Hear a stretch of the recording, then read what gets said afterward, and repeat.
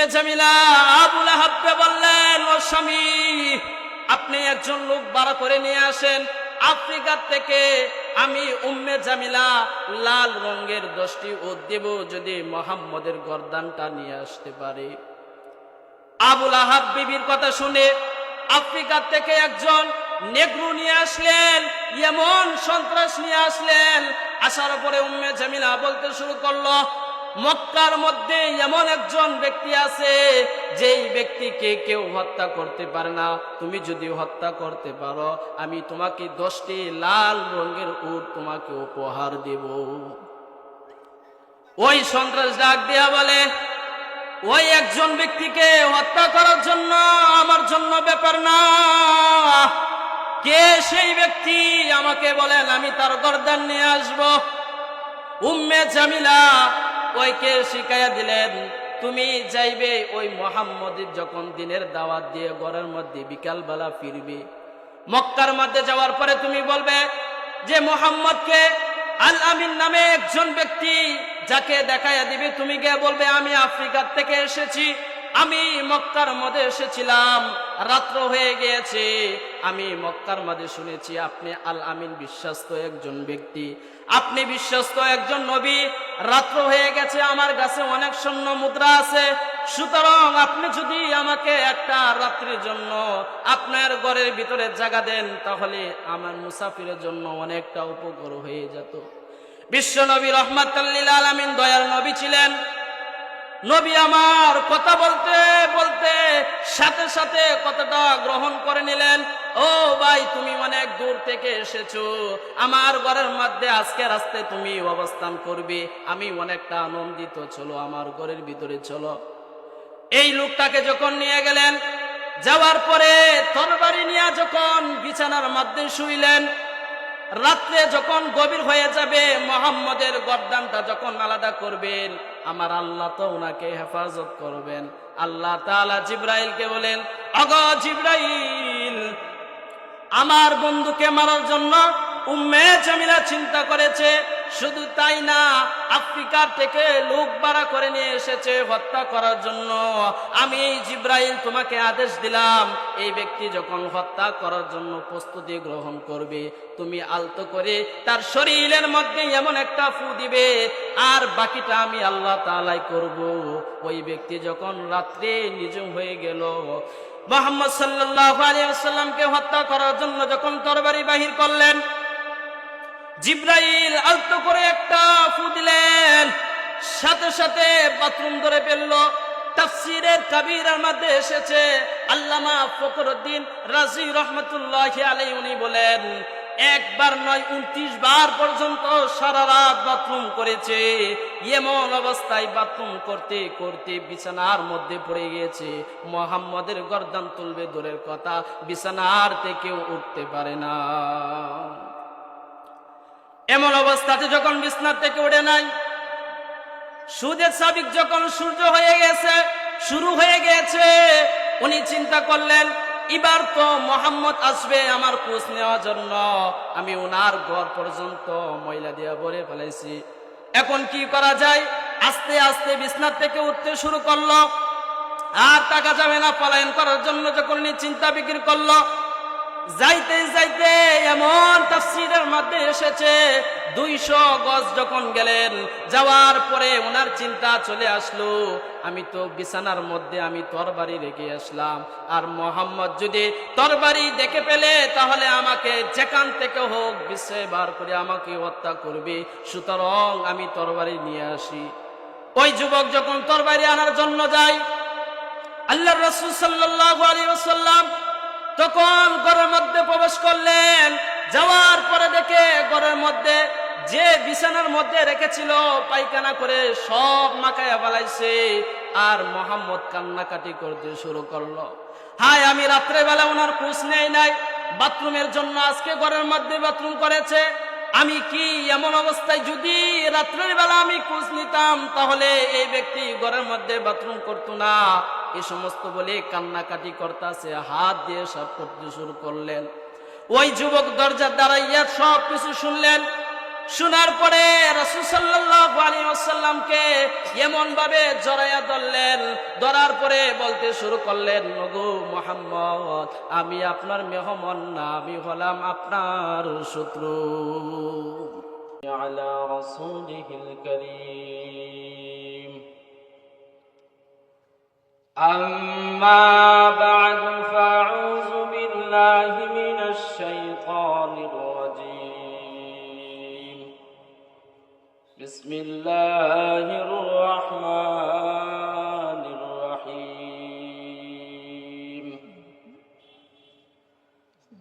তাব্বাত ইয়াদা আবি লাহাবিন ওয়া তাব, মা আগনা আনহু মালুহু ওয়া মা কাসাব, সায়াসলা নারান যাতা লাহাবিন ওয়া ইমরাআতুহু হাম্মালাতাল হাতাব, ফি জিদিহা হাবলুম মিন মাসাদ। وقال رسول الله صلى الله عليه وسلم: خيركم من تعلم القرآن وعلمه، أو كما قال النبي عليه الصلاة والسلام। সকলেই দুরূদ ইব্রাহিম পড়ি। আল্লাহুম্মা সাল্লি আলা মুহাম্মাদিন ওয়া আলা আলি মুহাম্মাদ, كما صليت على إبراهيم وعلى آل إبراهيم إنك حميد مجيد. اللهم بارك على محمد وعلى آل محمد كما باركت على إبراهيم وعلى آل إبراهيم إنك حميد مجيد. الحمد لله. কাজিরচর উত্তরপাড়া জামিয়া মসজিদে ও যুব সমাজের উদ্যোগে ইসলামী মহাসম্মেলনের সম্মানিত সভাপতি হযরত মৌলানা ফরিদ মিয়া সাহেব, আরো উপস্থিত আছেন উলামায়ে কেরাম ও পর্দার অন্তরের মা ও বোনেরা, সকলের প্রতি আমার সালাম। আসসালামু আলাইকুম ওয়া রাহমাতুল্লাহি ওয়া বারাকাতুহু। সম্মানিত উপস্থিতি, আমি কুরআনুল কারীম থেকে আপনাদের খেদমতে পূর্ণাঙ্গ একটি সূরা আপনাদের খেদমতে আমি তেলাওয়াত করেছি। আল্লাহ পাক রব্বুল আলামিন যদি তৌফিক দান করেন, তাহলে অল্প সময়ে আমি এই সূরাতুল লাহাবের তাফসীর আপনাদের সম্মুখে পেশ করব। তো এর আগে আমরা জেনে নিই, আল্লাহ পাক রব্বুল আলামিন এই যে আজকে আপনারা এত সুন্দর একটা মাহফিলের আয়োজন করেছেন, এই মাহফিলের মধ্যে উলামায়ে কেরাম আসবেন, গুরুত্বপূর্ণ নসিহত পেশ করবেন। আর শুধু আমরা জানবো, যদি তত অনুযায়ী আমরা আমল না করি, তাহলে আমরা সেই জানার কোনো লাভ হবে না। এখান থেকে আমাদের কিছু শিক্ষণীয় দরকার আছে।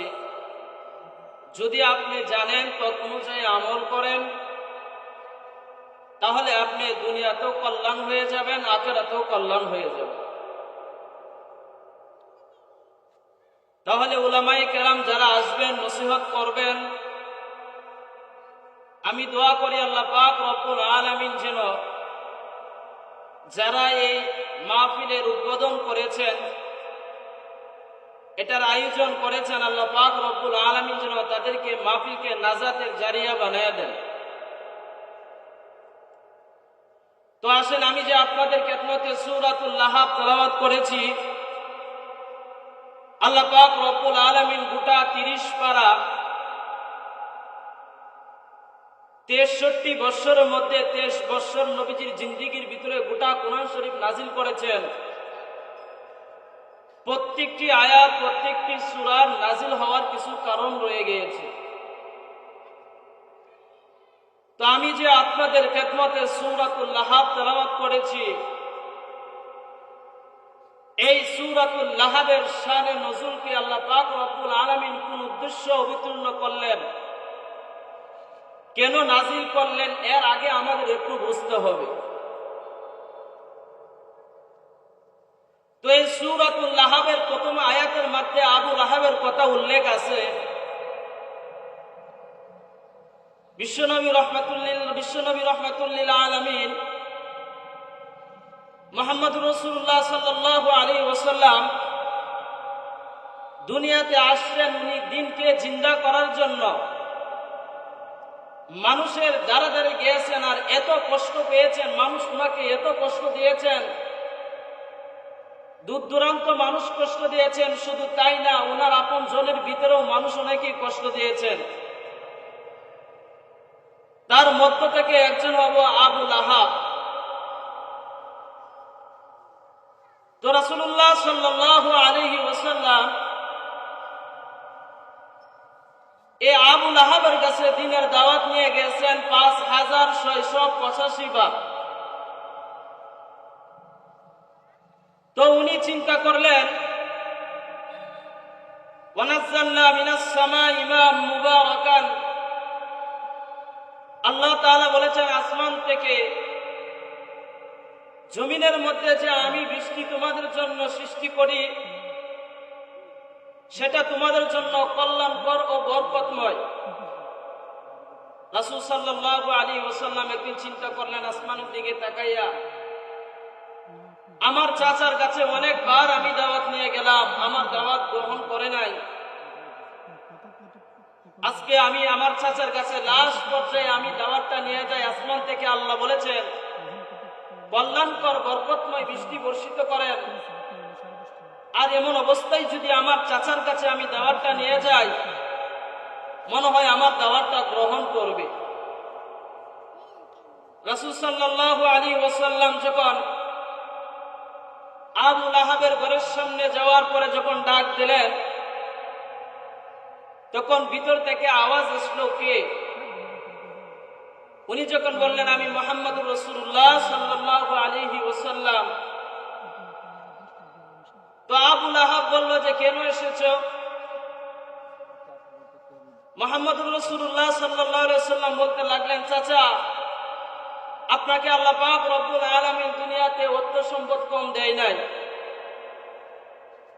আপনি যদি আমার একবার কালিমাটা গ্রহণ করেন, তাহলে আপনি দুনিয়াতেও কল্যাণকর হয়ে যাবেন, আখিরাতেও কল্যাণকর হয়ে যাবেন। তো আবু লাহাব মনে মনে চিন্তা করলো, যেহেতু বাতিজা বলতেছে যদি আমি কালিমা গ্রহণ করি দুনিয়াতেও কল্যাণকর হবে, আখিরাতেও আমি কল্যাণকর হয়ে যাব, তো বলতেছে বাতিজা আমি তোমার একটু চাচির সাথে আমি পরামর্শ করে আসি। তো আবু লাহাবের স্ত্রীর নাম ছিল উম্মে জামেলা। আমি যে সূরাটা তেলাওয়াত করেছি, এই সূরার ভিতরে উম্মে জামেলার কথাও এসেছে। তো আবু লাহাব বলল, মুহাম্মদ সাল্লাল্লাহু আলাইহি ওয়াসাল্লাম আপনি এখানে একটু দাঁড়ান, আমি ভিতর থেকে পরামর্শ করে আসি। তো মুহাম্মদ সাল্লাল্লাহু আলাইহি ওয়াসাল্লামের চিন্তা ভালো চিন্তা বিগির, যে চাচা মনে হয় চাচির সাথে পরামর্শ করতে গেছে, দুজনে একসাথে কালিমা গ্রহণ করবে। তো যখন আবু লাহাব গিয়ে বললেন উম্মে জামেলাকে, আমার বাতিশা এসেছে, আয়েশা বলতে লাগলো যদি আমি তার কালিমা গ্রহণ করি তাহলে আমরা দুনিয়াতেও কল্যাণকর হয়ে যাব, আখিরাতেও কল্যাণকর হয়ে যাব, তুমি কি বলো? তো উম্মে জামেলা একটা ধমক দিয়ে বলল, তোমার বাতিদা এসেছে দ্বীনের দাওয়াত নিয়ে কালিমা গ্রহণ করার জন্য, আর তুমি আসলো আমার সাথে পরামর্শ করার জন্য, এখনো তারে পাথর মেরে তারাও নাই। তো আবু লাহাব কি করলো, উম্মে জামিলার কথা শুনে একটা পাথর নিল, নেওয়ার পরে মুহাম্মদ সাল্লাল্লাহু আলাইহি ওয়াসাল্লামের মাথা সোজাসুজি মেরে দিলেন, কানের বরাবর লেগে ছিটকে রক্ত বের হতে শুরু করলো। তো এমন অবস্থায় যখন রক্ত বের হতে শুরু করলো, আবু বকর ছিলেন ওনার কাছের মানুষ।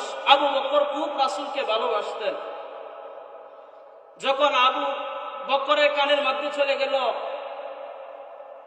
যে উম্মে জামিলা যুক্তি দিয়েছে আবু লাহাবকে পাথর মারার জন্য, আর পাথর মেরে রাসূলকে রক্তাক্ত করেছে, আবু বকর দৌড়াইতে শুরু করলো। হযরতে আবু বকর রাদিয়াল্লাহু তাআলা আনহু বিশ্বনবী রাহমাতাল লিল আলামিনকে এসে বললেন, ওগো নবীজি, আপনাকে আবু লাহাব আঘাত করেছে, আপনি একবার আদেশ দেন, আমি আবু লাহাবের গর্দান আমি হাতের মধ্যে নিয়ে নেব। বিশ্বনবী রাহমাতাল লিল আলামিন বলেন, ওগো আবু বকর, আমার চাচা আবু লাহাব যদি জানতো আমি কে, তাহলে আমাকে সে পাথর মারতো না।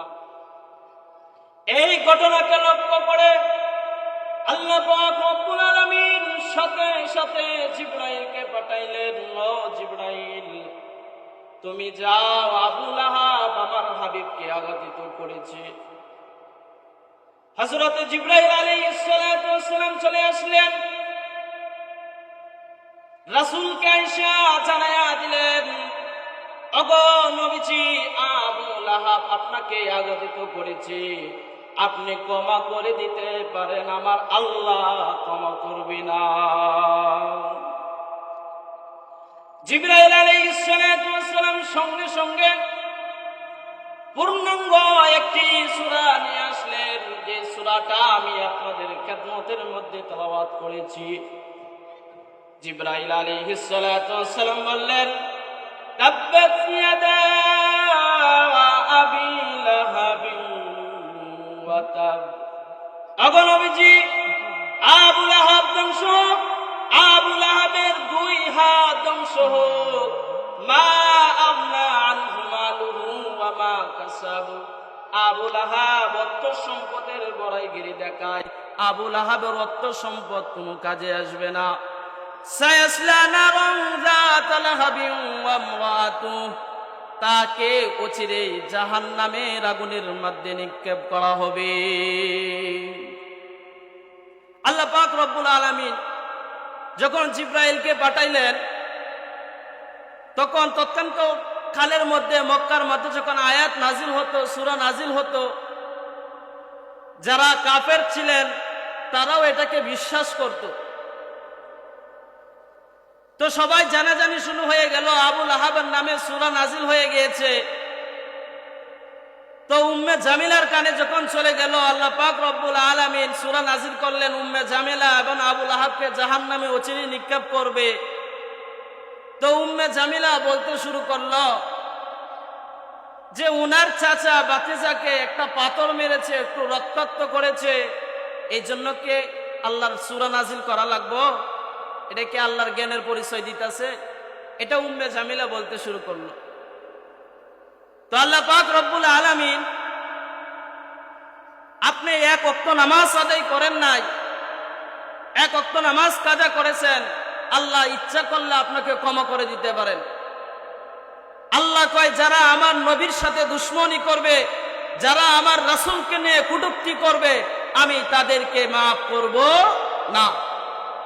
মক্কায় যখন বিজয় হয়ে গেল, তখন 12 জন ব্যক্তিকে মৃত্যুদণ্ড দেওয়া হলো। তো রাসূল সাল্লাল্লাহু আলাইহি ওয়াসাল্লাম যখন 12 জন ব্যক্তিকে মৃত্যুদণ্ড দিল, তখন আল্লাহর বিধান ছিল, যদি কাবা শরীফের দরজার মাঝে দাঁড়াইয়া যদি কেউ আত্মরক্ত করতে চায়, তাহলে তাকে হত্যা করা যাবে না। এখন 12 জনের মধ্যে একজন ছিল রাসূলকে নিয়ে কটূক্তি করেছিল। কটূক্তি করার পরে ওই ব্যক্তি কাবা ঘরের দরজার মাঝে দাঁড়াইয়া আছে, যে আল্লাহ বলেছে, মুহাম্মদের খোদা বলেছে, যদি কেউ কাবা ঘরের দরজার মাঝে দাঁড়াইয়া আত্মরক্ত করতে চায়, তাহলে তাকে হত্যা করা যাবে না। সুতরাং আমি দরজার মাঝে ধরলাম, এবার আর আমাকে মুহাম্মদ হত্যা করতে পারবে না। আল্লাহ পাক রব্বুল আলামিন সাথে সাথে জিবরাইলকে পাঠাইলেন, আগা জিবরাইল, তুমি যাও, যে ব্যক্তিটা আমার কাবার ঘরের মধ্যে দরজার মধ্যে ধরে দাঁড়ায় আছে, ওই ব্যক্তিকে হত্যা করা আমি আল্লাহ তাআলা নিষেধ দিয়েছিলাম। আমি আল্লাহ তাআলা বিধান দিয়েছিলাম, যদি কোনো ব্যক্তি আমার কাবার ঘরের মধ্যে ধরে আত্মরক্ষা করে তাকে হত্যা করা যাবে না। আজকে এমন একজন ব্যক্তি কাবা ঘরের মধ্যে দরজার মধ্যে ধরা আছে, যে ব্যক্তি আমার রাসূলকে নিয়ে কটূক্তি করেছে। সাথে সাথে জিব্রাইলকে পাঠাইলেন, জিব্রাইল তুমি যাও, তাকে হত্যা করে এসো। সাথে সাথে জিব্রাইল আইসা তাকে হত্যা করে ফেলল।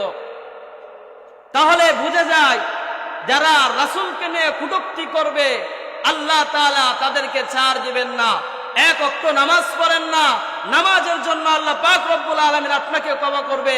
আর যারা রাসূলকে নিয়ে দুশমনী করবে, রাসূলদেরকে যারা আদম থেকে নিয়ে মুহাম্মদুর রাসূলুল্লাহ সাল্লাল্লাহু আলাইহি ওয়াসাল্লাম পর্যন্ত যত নবী দুনিয়াতে আসছেন, আর যত নবীগুলাদের সাথে যারা দুশমনী করেছেন, ফেরাউন দুশমনী করে দুনিয়াতে থাকতে পারে নাই, নমরুদ নবীদের সাথে দুশমনী করে থাকতে পারে নাই, আবু জাহেল নবীদের সাথে দুশমনী করে থাকতে পারবে নাই।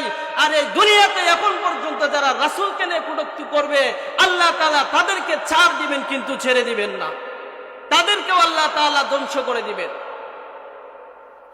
তাহলে তখন যখন ধ্বংস করে দিলেন, তখন উম্মে জামিলা যখন এই সূরা নাজিল হয়ে গেল, উনি চিন্তা করল, যেহেতু আমাদেরকে জাহান্নামের কথা আল্লাহ তাআলা বলেই দিয়েছে, অচিরে জাহান্নামে যাবে, আমি যতক্ষণ পর্যন্ত মুহাম্মদের গর্দান আমার হাতে না আনবো, আমি ততক্ষণ পর্যন্ত আমি মুখে খানা তুলবো না। উম্মে জামিলা চিন্তা করতে শুরু করলো, এবার মুহাম্মদকে কিভাবে হত্যা করা যায়। আবু লাহাবের সাথে চিন্তা করলো, পরামর্শ করতে শুরু করলো যে তুমি যাও, দেখে আসো তোমার ভাতিজা কোথায় আছে, কোন অবস্থাতে আছে, আমি তাকে হত্যা করব।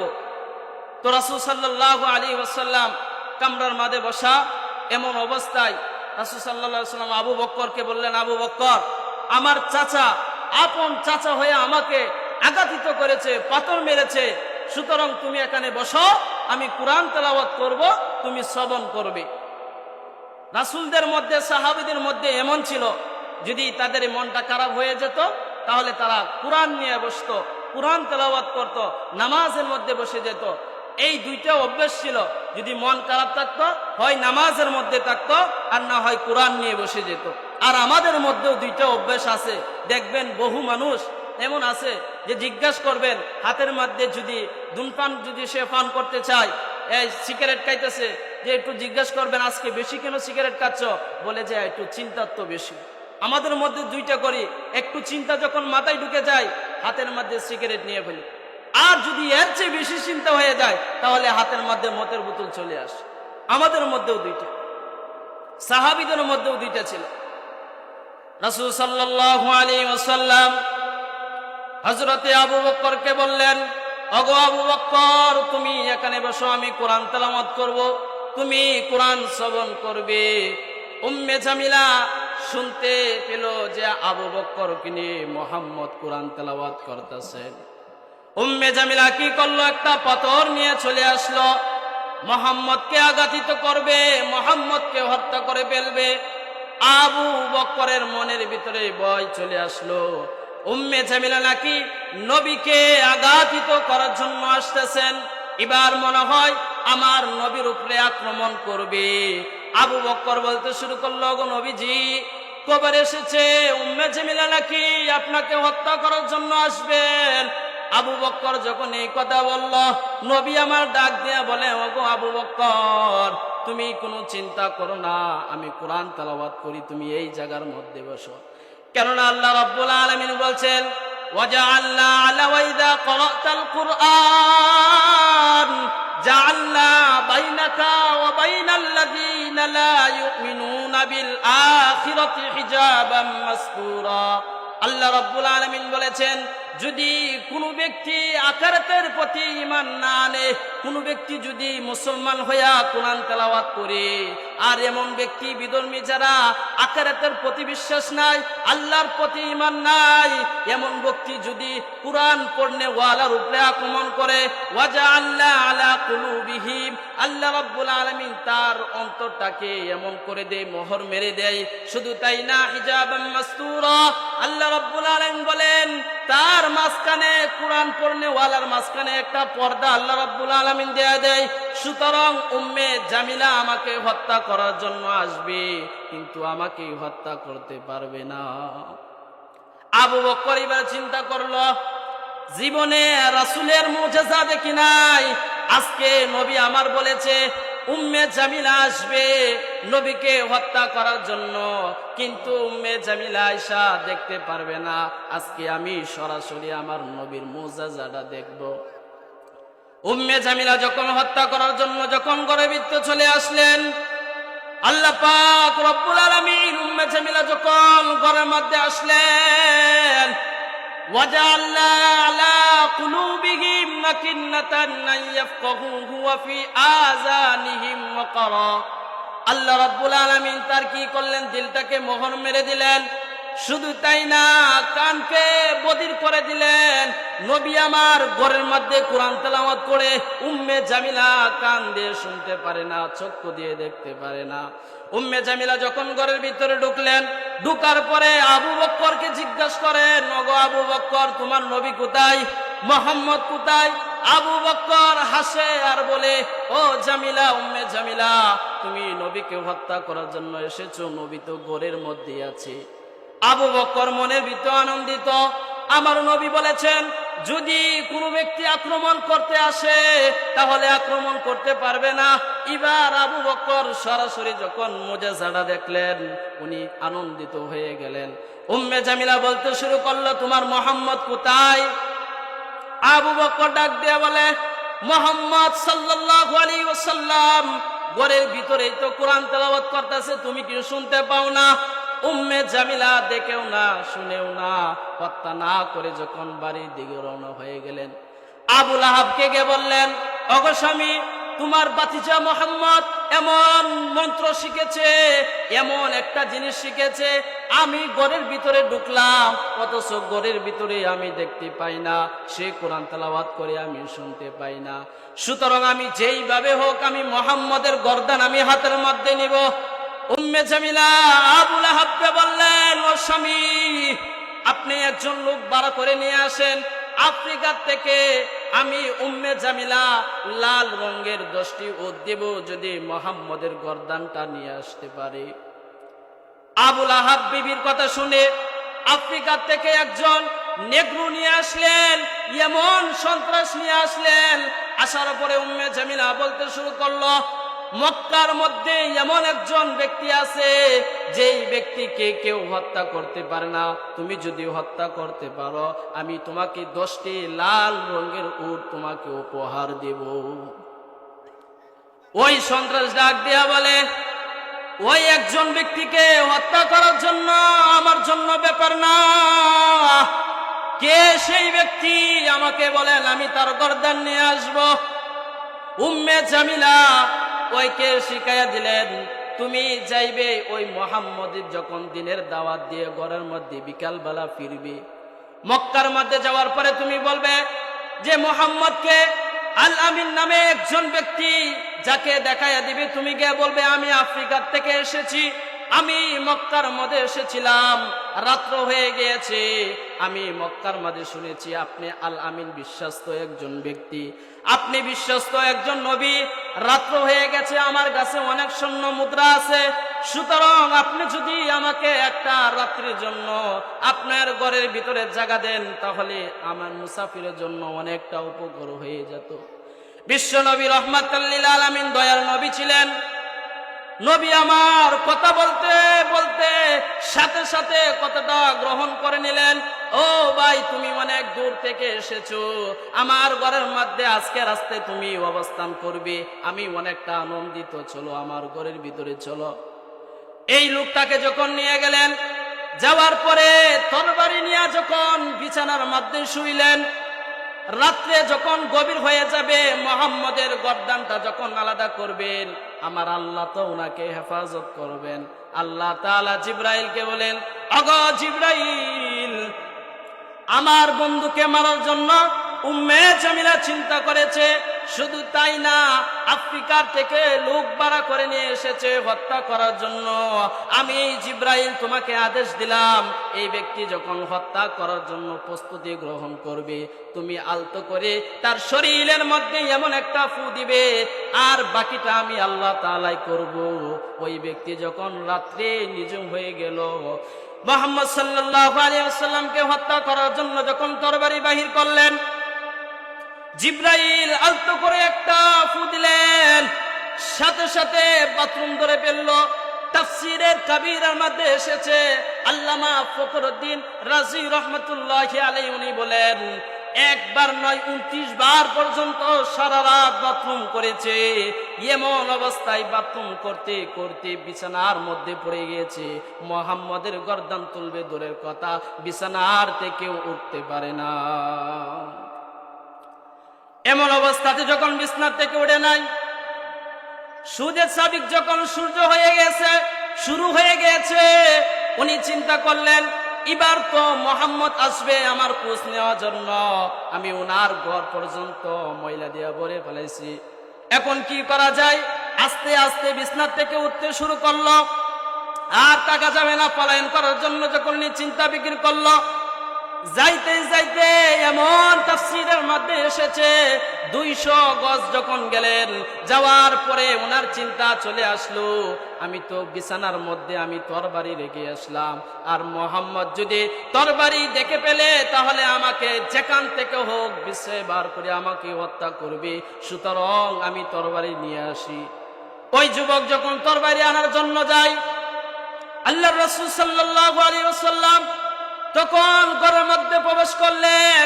যাওয়ার পরে দেখে ঘরের মধ্যে যে বিছানার মধ্যে রেখেছিল পায়খানা করে সব মাখায়া ফেলাইছে, আর মুহাম্মদ কান্নাকাটি করতে শুরু করলো, হায় আমি রাত্রে বেলা ওনার খোঁজ নেই নাই, বাথরুমের জন্য আজকে ঘরের মধ্যে বাথরুম করেছে, আমি কি এমন অবস্থায় যদি রাত্রের বেলা আমি খোঁজ নিতাম তাহলে এই ব্যক্তি ঘরের মধ্যে বাথরুম করতো না।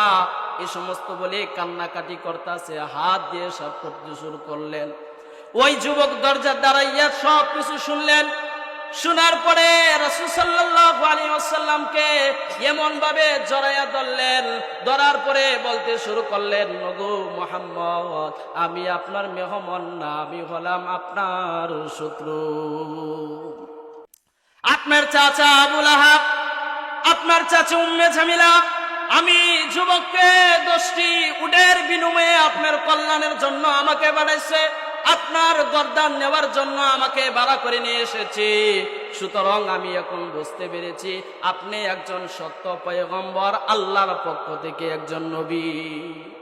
ওগো নবীজি, আপনার হাতে ধরে বলি, এই মুহূর্তে আমি যুবককে আপনি পড়ায়া দেন লা ইলাহা ইল্লাল্লাহু মুহাম্মাদুর রাসূলুল্লাহ সাল্লাল্লাহু আলাইহি ওয়াসাল্লাম। এই জন্য মুসলমান ভাইরা আমার, আজকে যে মহা সম্মেলনের আয়োজন করেছে, এখান থেকে উলামায়ে কেরাম আসবে, যারা আসবে আপনাদেরকে হেদায়েতের রাস্তা দেখায়া যাবে, কিন্তু হেদায়েত করবেন আমার আল্লাহ। এই জন্য মুসলমান ভাইরা আমার, আল্লাহ পাক রব্বুল আলামিন এই দুনিয়ার মধ্যে আপনাকে আমাকে অনাত্মক ভাবে পাঠাই নাই। কেন পাঠাইছেন? আল্লাহ রাব্বুল আলামিনের একটা উদ্দেশ্য আছে। আজকে যেমন ভাবে মাহফিল করেছেন, মাহফিলের মধ্যে প্যান্ডেলের আয়োজন করেছেন, প্যান্ডেল বান্দার কারণ হলো এখানে উলামায়ে কেরাম আসবেন, ওয়াজ নসিহত করবেন। আর যদি ওয়াজ নসিহত না হয়, যেমন ভাবে প্যান্ডেলের কোনো প্রয়োজন ছিল না, ও কিছু হয়ে যাবে প্যান্ডেলটা। আল্লাহ পাক রব্বুল আলামিন মানুষদেরকে আল্লাহ বলেন, আমি আমার ইবাদতের জন্য পাঠাইলাম। যদি সেই ব্যক্তি আল্লাহর ইবাদত না করে, তাহলে লক্ষ্য করে দেখবেন জাহান্নামের রাস্তা আপনি নিজেই খুঁজে নিলেন। এই জন্য মুসলমান ভাইরা আমার, আল্লাহ পাক রব্বুল আলামিন যদি দুনিয়াটা পরীক্ষার হল বানায় থাকেন, এই জায়গার মধ্যে কাউকে বাধা দিবে না। নামাজ পড়লেও আপনাকে কিছু বলা হবে না, নামাজ না পড়লেও আপনাকে কোনো কিছু বলা হবে না। হাশরের ময়দানে দেখা যাবে কে কতটুকু আমল করেছে। আল্লাহ রাব্বুল আলামিন সূরাতুল জিলজালের মধ্যে বলেন, ফামান ইয়ামাল মিসকালা যাররাতিন খায়রান ইয়ারা ওয়া মান ইয়ামাল মিসকালা যাররাতিন শাররান ইয়ারা। তুমি যদি দুনিয়ার মধ্যে বিন্দু পরিমাণ নেক করো সেটারও প্রতিদান পাবে, বিন্দু পরিমাণ যদি খারাপ কাজ করো সেটারও প্রতিদান আমার আল্লাহ রাব্বুল আলামিন দিবেন। এই জন্য সম্মানিত উপস্থিতি, আমি এটাই বুঝাইতে চাইছি যে আল্লাহ পাক আমাদেরকে দুনিয়ার মধ্যে পাঠাইছেন, নবী রাসূল দুনিয়াতে পাঠাইছেন, উনারা হেদায়েতের রাস্তা দেখায় দিবেন। নবী রাসূল নাই, উলামায়ে কেরাম, উলামায়ে কেরাম দিনের পথ দেখায় দিবেন। দিনকে ধরে মেনে চলার দায়িত্ব আমাদের। আল্লাহ পাক রব্বুল আমাদেরকে যেন দিনের পথে চলে ঈমান নিয়ে যেন আমরা কবরে যেতে পারি, সেই তৌফিক যেন আল্লাহ পাক রব্বুল আলামিন আমাদেরকে দান করেন। সকলে বলি আল্লাহুম্মা আমিন। ওয়া আখিরু দাওয়ানা আলহামদুলিল্লাহি রাব্বিল আলামিন।